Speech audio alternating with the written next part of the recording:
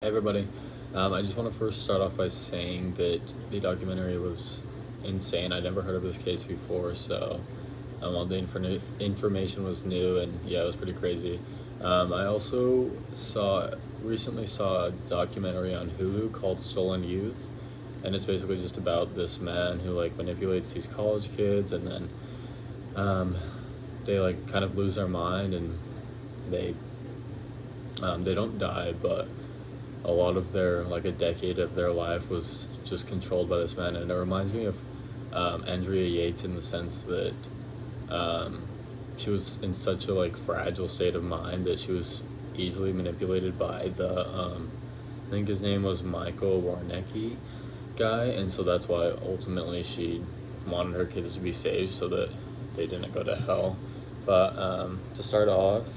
the psychological theories that apply to this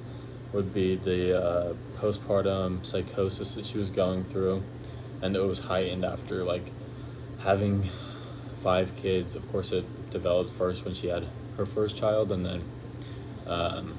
as she went on, it continued throughout every other child. And even though it was apparent that she was going through a lot, and like her husband knew, I mean, she was going to different doctors, she was being put in different mental hospitals and stuff. They all knew that she, had postpartum depression, and that she was having these delusions, like she wasn't taking care of herself, and her husband didn't know how to take care of her, and so it just spiraled out of control. Um, I I don't know. I think that I wasn't expecting the verdict to that she would be competent, or that she was found competent to stand at trial, just because she had years of mental health problems, and um, within those years she wasn't receiving, even though she was being medicated, and she was had like monthly visits with doctors and stuff. She wasn't, in my opinion, like I think the signs were there that she wasn't getting help or getting better, and so um, I don't see how the court could find her competent.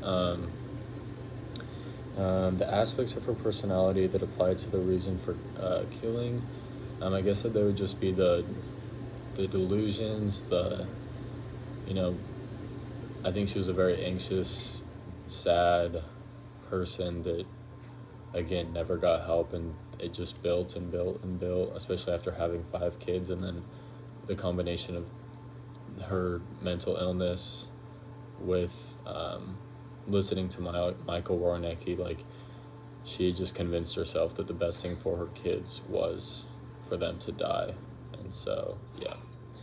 deterrence, I think the only way to help this problem is just, I don't know, it's hard because she was getting